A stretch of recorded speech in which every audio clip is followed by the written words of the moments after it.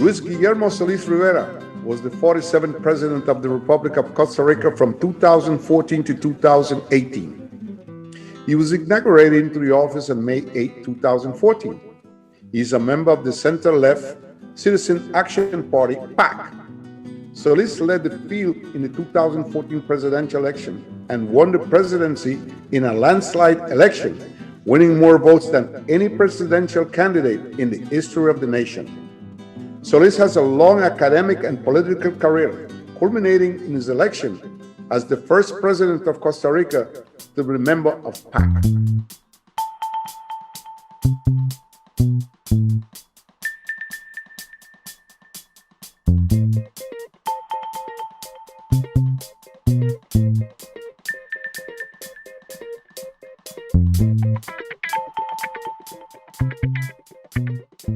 Good evening. Welcome to a special edition of the International Grapevine. This is your host, Wallingford Lee. Tonight on the International Grapevine, we're going to have the pleasure of having the former president of Costa Rica to talk a little bit about Costa Rica and about himself, of course. I'm talking about my special guest, Mr. Luis Guillermo Rivera. Mr. Guillermo Rivera Solis, I'm sorry. I just want to say that Costa Rica is one of the most educated countries in Latin America, and it's a very quiet country, and one that a lot of tourists are beginning to find out about, and also a lot of investors. So we wanted to take this opportunity to work with the president for him to go back a little bit, not too far back when he was a president of Costa Rica, which was back in 2014 to 2018. And we want to talk about the advancement of Costa Rica and the pros and cons. So it gives us a great deal of pleasure and, of course, satisfaction to have him as our special guest tonight on the International Grapevine. It took us a while to get him, but let me tell you something. He's a good man, a solid man, and it's good to have him on board. Welcome to our show, President Solis. Thank you very much, Mr. Lee. I'm very honored to be here tonight, and I thank you for the invitation. It's clearly a privilege for me, and I'm very happy to be able to address our viewers about Costa Rica and what it has been able to accomplish through the decades. Well, no question about it. Costa Rica is a very quiet country, and one of the things that a lot of people are surprised to know that they abolished their army back in 1948. And how can they live without an army and without a problem? What would be your response to someone like that every time they're surprised to find out that this nation, a small nation, that has kept their nose clean and they don't have an army, and they have abolished the army back in 1948? Well, this happened it was a very transcendental decision that was made by Mr. Jose Figueres after winning our last civil war. He's the only general that has disbanded his victorious army in the history of the world. He decided that it was a good idea to put an end to the call of weapons and instead use the resources that are many required to keep an army and invest them in education, in health, in housing, in projects that would bring development to the country. So I think that this was the secret, not only to put an end to the army as a permanent institution, which of course in and of itself brought stability. We know in the Latin American and Caribbean experience what armies do to countries, but also allowed the resources that were going to be spent in the army to be invested otherwise in more human development projects. And I think that was a very good idea. Now, we didn't have a strong army to begin with before the army was abolished. This is to be said.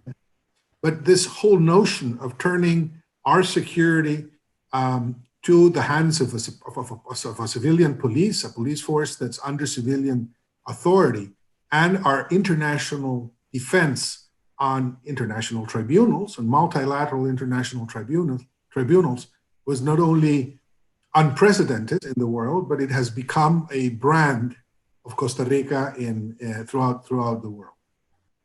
Well, it goes without saying that Jose Figueres really had a tremendous vision at a time like that, where he could have taken power, and he was honest and upfront, and he had a tremendous amount of vision.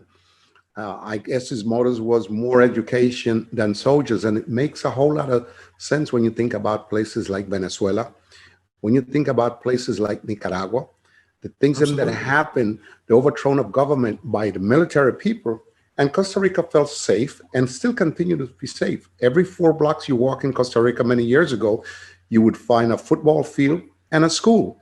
And it continued to be that way. And that's tremendous vision in this part, no question about it. Well, one thing that you're mentioning, Mr. Lee, that I would like to underscore is the fact that we've had a very solid public education system since the 19th century. Next year, in September of 2021, Central America will celebrate its 200th anniversary of independence. Costa Rica inaugurated its first girls' school in 1839. 1839. Wow. That was only a few years after independence. And we kept that logic moving on until a big reform was undertaken in 1869, making primary education mandatory and paid by the state, which is public. And then we went on to 1973, where we took that reform to 9th grade being mandatory for all children in school. We have developed a university education. In other words, education, public education, we also have private schools, of course, cannot be improvised. It's like good wine. You cannot have a very good wine from one day to the other. You have to invest in it, take care of it, tender it, and then you have a very good result. And this is what explains why Costa Rica has become a selected place for investors that require talented human capital to work in their venues. No question about it. I couldn't agree with you more. As we move down there, we'll talk a little bit. We wanted to find out, what was your experience and what was your feeling when you were named the 47th president of Costa Rica? Was you surprised, considering that you had left Liberación Nacional for a while and then you went into the PAC party? Did you felt that you had a great chance of winning? And when you won, how did you feel? What was your feeling? I think everybody was surprised, even myself. I mean, I've been a teacher all my life. I have over 40 years experience as a university professor. I'm a professional historian and political scientist. So my experience in politics it was very, very limited. I joke frequently when they ask me this question, and I say that the only presidency and political position, the only election I had won before being elected president of Costa Rica was president of my high school. So I was a very unexpected president. And I think that meant that a lot of people were surprised. Obviously, it was the biggest honor that my country could have bestowed upon me. And I tried to be as faithful as I could to the mandate that the people of Costa Rica gave me. It was surprising because I was pretty sure that I was going to get into the second round. But I never thought I was going to win the first one, even slightly. I won by 1% the first round. And then in the second round, I got the largest voting in the history of the country. That any president ever had. 300. Yeah, that's true. So, it was a beautiful moment. And I think we enjoyed the possibility of seeing the country break away from the bipartisanship of the past into a new situation, which has not been easy to handle, of course, because bipartisanship had ruled Costa Rica for 70 years. But the country is now a different place, and I'm glad to know that this is, in part, the result of my administration. Well, we know for many years, Costa Rica was a two-party country. It was either Liberación Nacional and the other party escaped my mind right now. But those were the two principal parties. So when the PAC party came aboard, I think a lot of people were surprised, but also they demonstrated what they were feeling. They wanted a change. And we understand that in the PAC party that you run against Epsi Campbell, Juan Mendoza, Arenal Solis to be the leader of the PAC in order to get the presidency. But I was surprised to find out that the country went away from a two-party system. I was really shocked about that. What do you think caused that? Well, I think this has happened throughout the world. In a sense, in the United States, it happened with Obama in the Democratic Party. It happened with Trump in the Republican Party. They were also not outsiders because, Mr. Trump was obviously in business, but Mr. Obama had been in politics for a long while, but they did not belong to the establishment. They were not people who were supposed to be at the forefront of their parties. There was there was, and I think it continues to exist, some tiredness about traditional politics, of politics as usual. And this is what has explained, I think, throughout the world that you'll see, and I was one of the first, a rupturist president coming to powers. People got tired of what they saw, and they wanted change. You said it well, and this happened in Costa Rica. You know, bipartisanship is a very good model when you have a very homogeneous society. But when society becomes diverse, or increasingly diverse, and not only in a professional or economic sense, but also in a sociological sense, then bipartisanship doesn't work. You need to form alliances, coalitions of social forces that are striving to get represented and are not necessarily represented in bipartisanship. And this is, I think, what allowed for my election and remains a very fundamental part of the new Costa Rican political situation, which is now, of course, undergoing a very complicated moment because of COVID and all the repercussions that has brought about. When you took the presidency, as you look back now, what were the three biggest or four biggest challenges that was presented to you in your mind going forward? Now you won the presidency. Now you're the president of Costa Rica, 2014. What were the challenges that you think that you were facing that was the most important, four or three challenges going in? Well, one ongoing challenge, which I inherited and my predecessor inherited from her predecessor. Chinchilla. Yeah, was fiscal situation. We had not been able, and we were not able to do it, even when we improved it quite a bit, to get a fiscal reform going through, a tax reform, as they would call it in the United States. And that was a big hassle. I mean, Costa Rica's democracy, as any democracy, Mr. Lee, in the world, is expensive to maintain. I'm the son and the grandson of shoemakers. And I like to compare democracy with a good pair of shoes, in the sense that good shoes are always expensive shoes. Some shoes are very expensive and they're not good quality shoes. But if you combine quality and branding and etc., a pair of good shoes is always expensive. So happens with democracy. Democracy is always expensive. You can have very expensive democracies that are not good. Okay, you have to watch expenses and you have to watch corruption and other things. But if you want to have a good quality corruption, you have to pay for it. And the only two sources a country like Costa Rica has in order to do this is the economy, the general productivity of the country, and the taxation system. And our taxation system was very low, 13%, which obviously is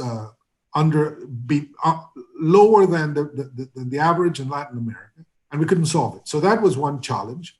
The second challenge was unemployment, which was at the time around 10%, with an informal employment that was around 30%. You know, that was half of what it is in other countries of Central America, but still too high. And we had to, in order to get the unemployment down, you have to support private business. There's no other way to do it. Government cannot pick up for that. So that was the second challenge. And I think that the third challenge had to do with getting the infrastructure moving again. There was a lot of money that we had received in loans that was not being used, and we put it to use, all of it. In fact, so much so that the Alvarado administration that succeeded mine is still using, the monies that we were able to bring forth that had been approved but were not being used in building new roads and updating the infrastructure of the country. I think one of the biggest things that face Costa Rica, otherwise than the things that you talk about and you just finished, the infrastructure of Costa Rica. I think that it needs somewhat of an upgrading as it is right now. I think it's a beautiful country. It has a lot to offer. But the infrastructure situation is something of concern as you think about it, because these are roads that were built many years ago. Some of them has been upgraded and stuff like that, but they still need to be dealt with. There's a lot of things. We heard a rumor that China might be interested in being part of the players them to build infrastructure of Costa Rica. How true is that? I don't know. Oh no, they are already rebuilding one of the main highways to the Caribbean coast, to the city of Limon. This is a big project that was started under the Arias administration and that moved forward rather swiftly during my administration. We also have refurbished completely the port of Moín, also in the Caribbean, $1 billion investment by Merck's APM terminals. We are now almost finishing the expansion of the Inter-American Highway from Barranca, you know that, near Punta Arenas, all the way into Liberia, the capital of the province of Guanacaste in the north. I finished, a number of bypasses. There's a triple bypass now that it's being built in the northern part of the city of San Jose. I think that you're right. Yes, we need more. We, for example, I invested a lot of money in aerodromes, in regional airports, which I found were necessary to stimulate tourism within Costa Rica, because sometimes it takes just too long to get to the southern part of the country, and the tourists do not have the time to do it. So we invested that heavily on it. But still, infrastructure, as you mentioned, is something that you have to be updating all the time. It grows with the country. You can see it in bigger countries. You get to Seoul, you get to Los Angeles, you get to Miami, you get to New York, and there's always something going on in the streets, in the highways. They're always building because there's need for bigger infrastructure to take care of the public. So yes, we could do better in that field. I'll answer you in this way. Obviously, when you're a president, the criticism and the pressure come from all different directions. And my feeling is, and I'm not a good politician, I'm a bit of a historian, an economic type of person. 4 years sometimes is not enough time for a person to finish all the project and processes that they see and they want to do. And I think, if I remember the laws of Costa Rica, you're only allowed to serve one term out. That's 4 years, and then you have to come out. Having said that, I'm thrilled to find out that China is involved with the part of the building the roads to Limon. I think a little bit in some ways that Limon is the forgotten town a little bit, because all the tourism seems to go to the Pacific. So what can be done in your estimation about building the Atlantic zone so that it can have the access, bringing tourism to the Atlantic zone, like years ago when the Americans used to be in Limon? Well, let me say that in terms of what you mentioned about re-election, it's interesting. When I was in campaign, I vowed that I would only run once in my life, that I was never going to seek re-election. And I did so because I'm deeply concerned, and I'm convinced of this, Mr. Lee, that re-election-itis is a malady in Latin American politics. All Latin American politicians want to rule forever. And this is something that I despise absolutely. So I said, listen, if you want to have me, you're going to have me 4 years, and that's going to be it. And in fact, I'm not going to run again if I lose this election. So I'm very much into that. Now, the Costa Rican law has changed, and now you can become reelected in a very cumbersome and very inconvenient way. You have to rule 4, have to go out 8, and then you can come back for another 4 terms, for another 4 years, which is a lousy system. We should have the American system, 4 years and then another 4 years, because you're right, 4 years is not enough. It's too short. I mean, there are a number of projects that require more time. I don't know if it's 5 or 6, but 8, I don't see that as too complicated. But at any rate, in my own case, I said no more, once, and that was it. Now, regarding Limon, you're absolutely right. Limon was and has always been a very rich province of Costa Rica. For our audience, Limon is the province that is to the Caribbean side. Some people talk about the Atlantic. No, it's not the Atlantic. It's the Caribbean. And it was originally populated by some of the most important indigenous peoples of the country. And then our Black population came to Limon from the islands to work in the banana plantations and the building of the railroad. My grandmother and my great-grandmother came to Costa Rica from Jamaica. So I'm a very proud Afro-Costa Rican, although it doesn't show too much, especially here. But I consider myself an honorary Limonense because of that. You know, I'm very proud about my Antillean heritage. And so I put a lot of attention on Limon because I really think that the province has a tremendous potential. And in fact, all my concerns about the port and bringing in more investments through Limon has to do precisely for that reason. And in fact, let me tell you, I mean, Limon has one of the most fantastic environments for tourism. I love to go there because we don't have the big hotels and the noise that sometimes accompanies those huge developments in the Pacific side of the country. Costa Rica has two shores, one in the Caribbean, one in the Pacific.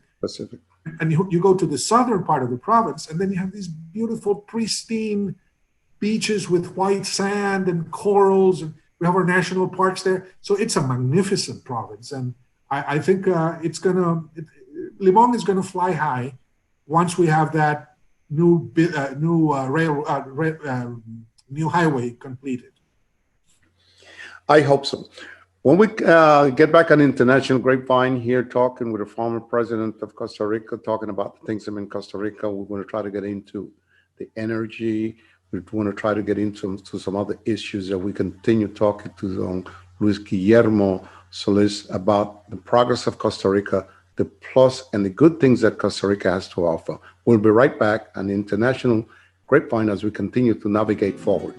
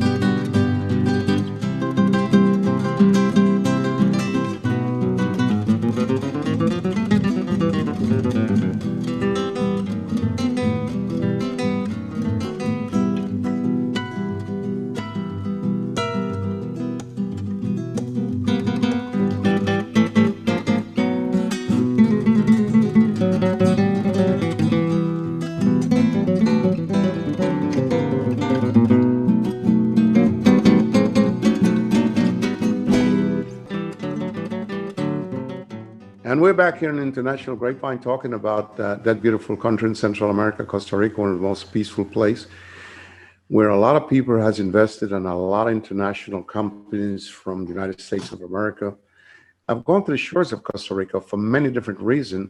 And tonight on the Grapevine, as we continue talking about tourism and Costa Rica and investment down in that area, with the former president of Costa Rica, we're going to give you a little bit of flavor, and you have the first 15 minutes, a little flavor, just exactly what Costa Rica is about, you know, And again, we mentioned a little bit, is the only nation in the world that doesn't have an army, which is a big plus. Obviously, we're somewhat dependent, obviously, in the United States of America, which we've had a great relationship for many, many years.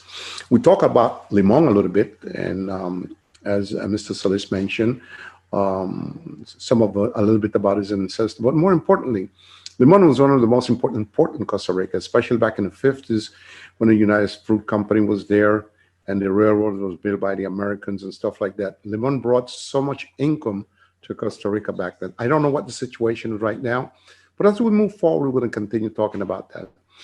Bueno, Mr. Solis, one of the things that interests me, you touched on it a little bit, I just hope maybe some investors will go down to Limon and probably build a hotel, do something to bring some of that tourism back into Limon, because as you mentioned, it's a gorgeous place with a lot of possibilities. Do you think after building the road, there could be a small possibility of that, the Atlantic or the Caribbean area opening up like the Pacific? Well, I hope not. I don't want Limon to look like the Pacific. Limon has to develop its own model. Limon is different. Limon is it's more fragile because of the environment it has. It's tropical rainforest. So we have to be very careful in the kind of tourism that develops in Limon. Guanacaste, the tourism on the Pacific, has the advantage of the weather that's drier, and then it's flatter. It's the beaches are bigger, so you can accommodate different kinds of investments there. Limon requires a more low-key, smaller kind of venues or hotels that will blend into the forest, like we have done in other places of Costa Rica because of our concern for environmental tourism. So we have to be very careful in the kind of tourism that Limon gets. But I'm certain that Limon will get more investments, productive investments, simply because it's going to have one of the biggest and most modern ports in Central America, thanks to that the building of the port of Moín, and because that highway is going to bring in much more possibilities for industries to go to Limon and export directly from Limon instead of sending their products from San Jose by land or by train to Limon and then through the port. So I can expect that in the next 10 years, Limon is going to grow a lot. And I just hope that it will become another area of focus of development in the country. Limon deserves it. We really hope so, because Limon deserves it. You have hardworking people, and now they're going through a tough part of life with never been cut down a little bit. But we'll get into that at another time. How stable do you consider Costa Rica? When I talk about stable, important for those who want to invest in Costa Rica companies. Is Costa Rica very stable? It's very stable. And the fact that we have a very developed law of free zones and trade ensures industry that comes to Costa Rica or private investments, that their investments are going to be secure. I made a point always when I came to the United States. I'm now the interim director of the Kimberly Green Latin American Caribbean Center at Florida International University. So I live in the United States for the time being. I'll go back to Costa Rica sometime soon. But people who, when I came to the United States to promote Costa Rica, one of the first things I said is, we respect the rule of law. This is our country. Costa Rica is a country where the law contracts are kept, and they are reinforced by a very strong legal system. So it's very stable in an economic sense, in a political sense, and it's very stable in a legal sense. It provides a framework with which foreign investors can work with. And one of my great satisfactions was to bring in with me to the United States individuals who had been investing in Costa Rica for 15, 20 years, and they would attest to what I was saying. So it was not my word, it was the experience of these private entrepreneurs that I could share with those who wanted to go to the country. So it's very stable in that sense. So it's a good voice to the international market out there who might want to invest in Costa Rica. It's a great opportunity. Once you say if they want to come in, Bill? And more importantly, is there a structure or educated workforce that they can hire down in Costa Rica? Oh, yes, absolutely. And in fact, if they're interested, there's a government office called CINDE, CINDE, CINDE, which is considered to be one of the most prestigious agencies of investment promotions in the world. They've earned, I think, 4 or 5 awards as the best office of investment promotion in the world, that will take the investors throughout their process, show them around, put them in touch with other investors that have been in Costa Rica for a long time. They will show them what the benefits of the country are, the tax exemption regimes, I mean, the whole bit.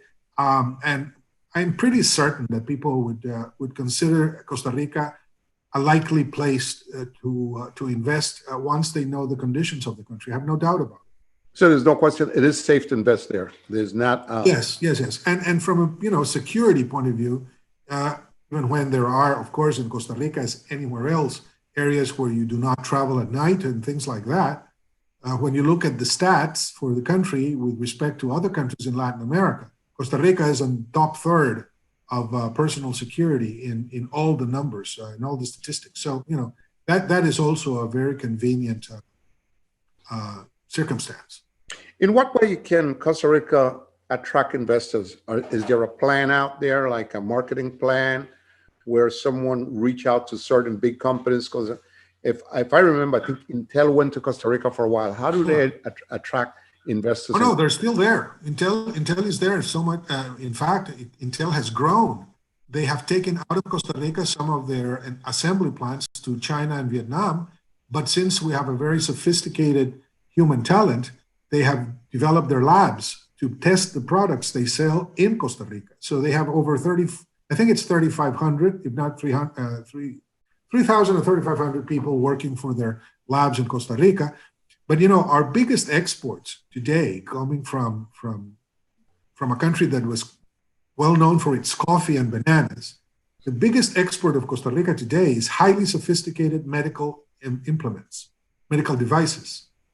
And some people don't know that. And because we have developed all of these highly sophisticated investments, health-related investments in our free zones. And so that is what we are exporting: catheters and all sorts of gimmicks for heart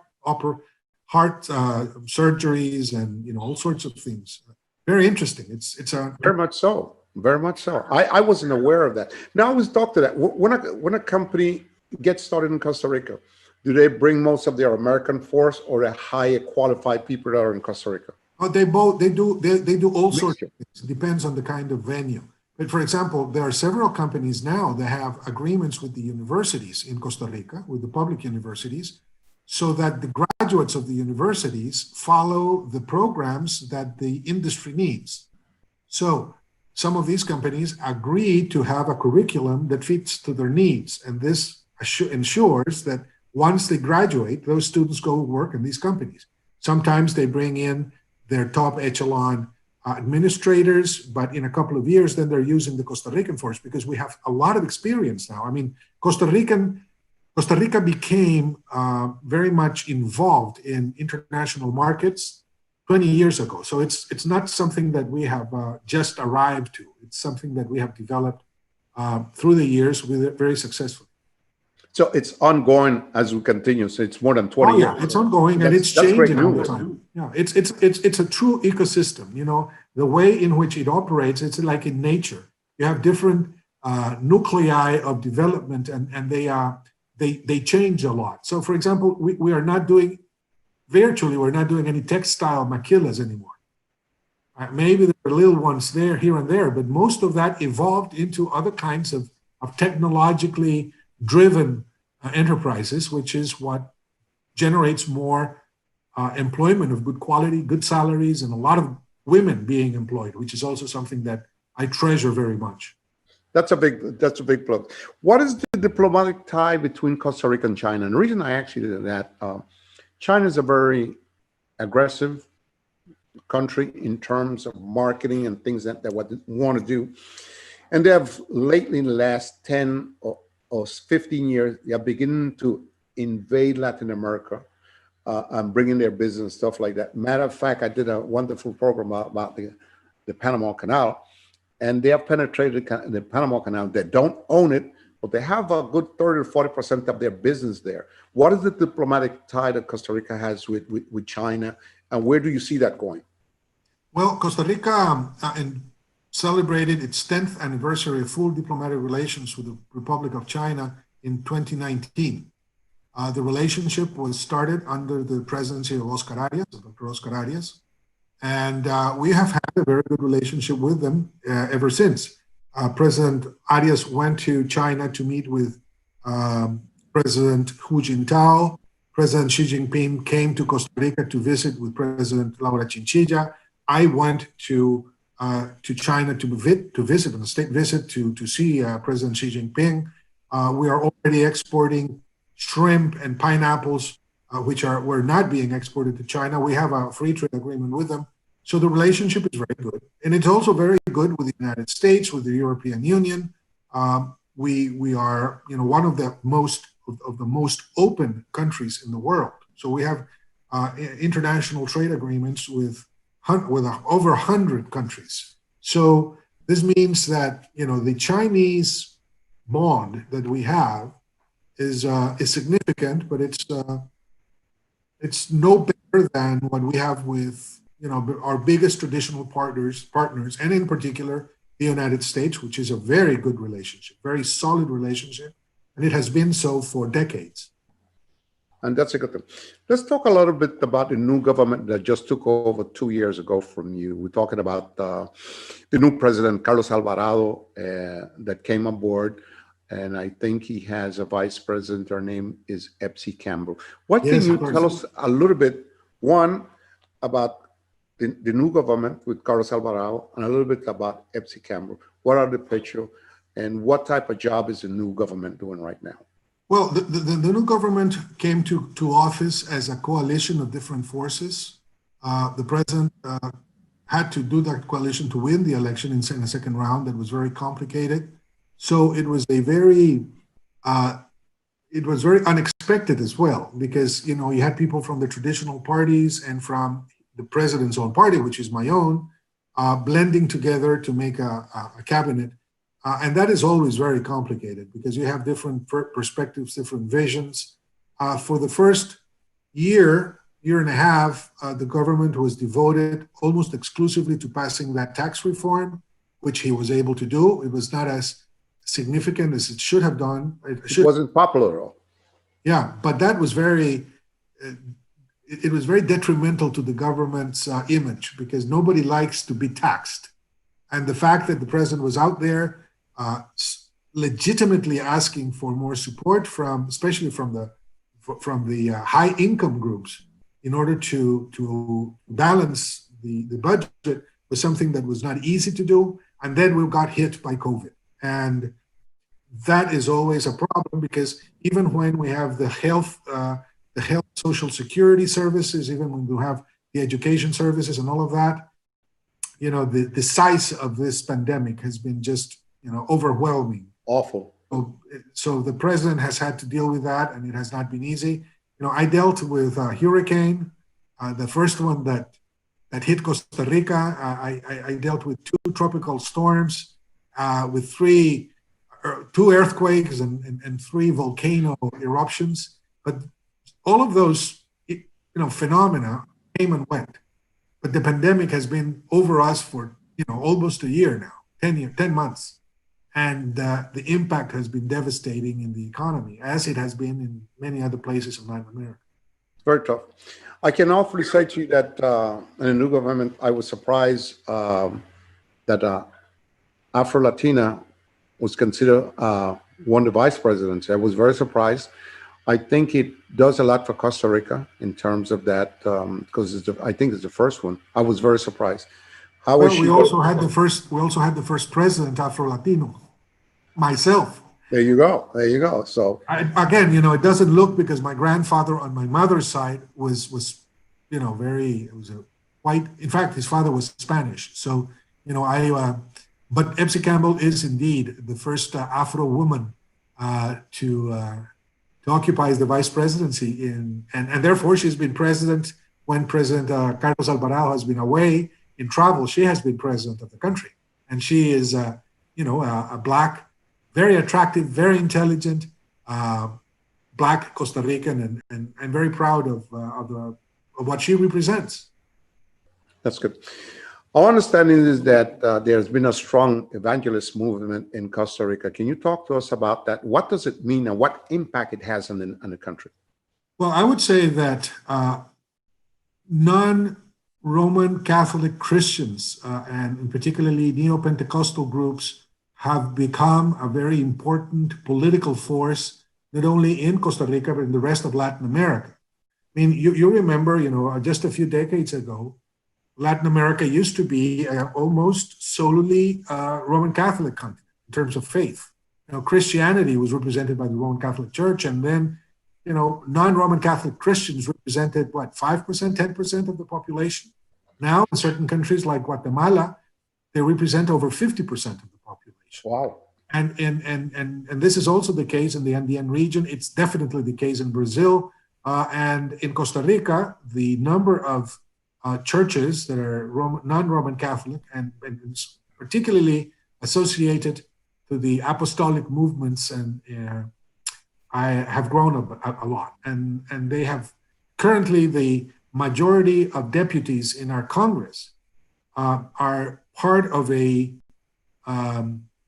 are in part representatives of these evangelical parties. So it's a very significant presence, and they have made a point, just as it has been the case in the United States, of intervening in politics and adopting an agenda that's very close to their principles, especially in what pertains reproductive and sexual issues. Have they been accepted in Costa Rica? Well, they almost elected the president in 2018. Mr. Fabricio Alvarado, no relations with President Carlos Alvarado, was the candidate of these groups, and he got to the second round. He won the first round and went into the second round, and in the second round, he lost the election. So that's how important they are. Yes, they are very important. So they're growing and they're moving up, no question about it. Yes, the numbers are up in terms of the overall faith, the numbers of believers, let's put it this way, and also the numbers that they have gotten in terms of votes. Yes, they have grown also. I mean, they used to have 2 or 3 deputies. Now they have 17 in a 57 Congress, 57 member Congress. It's huge. We read recently in the paper, I don't know if you're aware of it, that they are shipping 4 electric trains from China to Costa Rica. I think it should be getting into Costa Rica between December and January. Are you aware of that? And what's the impact of something like that? Well, as you can tell, oh, wow. There you go. They arrived there. They arrived last night. Okay. Yes, they came from China, and they're going to be put into use in the city of San Jose. It's a trans-city railroad, and I think it's going to help us a lot to keep our energy numbers down in terms of fossil fuels. That's important. That's very, very important today. Mm-hmm. And I think it will help also because most cars down there are gas and the smoke and your health and stuff like that. So that will be a big impact. From what section to what section in San Jose will the train run? They will go from the city of Alajuela in the west all the way to the city of Paraíso in the east. So it crosses the Central Valley from one extreme to the other. And I would say it's probably around 60 kilometers, 35, 40 miles across, and then it'll have branches. But just yesterday, the new numbers for the electricity consumption of the country were released. And this past year, 98% of our electricity combustion of production was renewable, was produced with hydroelectric power. So we remain being one of the countries with the most highly renewable electricity production in the world. That's a good thing. I got a final question for you. Can't let you get away without that. What is the economic situation of Costa Rica right now? Not good. I would lie to say otherwise because it's not good anywhere. Just even in the United States, you see how difficult it is, even when the economy is recuperating very fast. Now with the vaccine, even faster. But no, it's not good. And unfortunately, we have the numbers of poverty, the number of poor people, the numbers of unemployed people, the numbers of exports are generally down, and that's unfortunate because it is going to take us a while to get to where we were before the pandemic. I don't know if it's going to be as bad as it's going to be in other countries of Latin America, probably not. But unfortunately, it's not going to be easy to restore our economic health very fast. I know for many years, Costa Rica was very bright, very good economic-wise. I'm a little surprised, and I know the pandemic might have had to do something with it and the other problems before the pandemic. Yeah. There were big problems that we inherited, and the pandemic made them worse. But the overall growth of Costa Rica was not too bad. I mean, we were growing at a rate of 2.5, 3% a year, GDP growth, that is. And unfortunately, that is not enough, but we are not doing too bad until the pandemic hit us. Now we're in I think they should be able to rebound. I hope so too. Yeah. I hope so. What was the situation in your government with the immigration situation when the invasion of Asians and Cubans were coming in? How was that? Where did you stand with that? And what was your feeling? Were you able to lever it off a little bit? Oh, yes. No, we didn't have any problems with Asians. Most of the difficulties we faced had to do with Cuban migrants walking from Ecuador to the United States. We had around 8,000 of them that showed up after we destroyed one of the human trafficking networks in the country at the end of 2016. And then 23,000 Haitians that came through the country coming from Brazil. But they all went through Costa Rica. Those who could not go through Nicaragua because they closed the borders found their way up north, and that was fine. And in fact, most of the immigrants that we have now, we have Cubans and Colombians and Venezuelans. The largest number comes from Nicaragua, and they are a fundamental part of our economy because they work in plantations. They pick up coffee. They cut sugarcane. They do work in our orange fields. So most of them are integrated into our economic force. Labor force. Well, President Solis, I want to take the opportunity on behalf of the family of the International Grapevine to thank you for being so kind to come on board here and to talk to us and to talk a little bit about Costa Rica, a little bit of the time when you became president. We don't have words, so thank you for that, sir.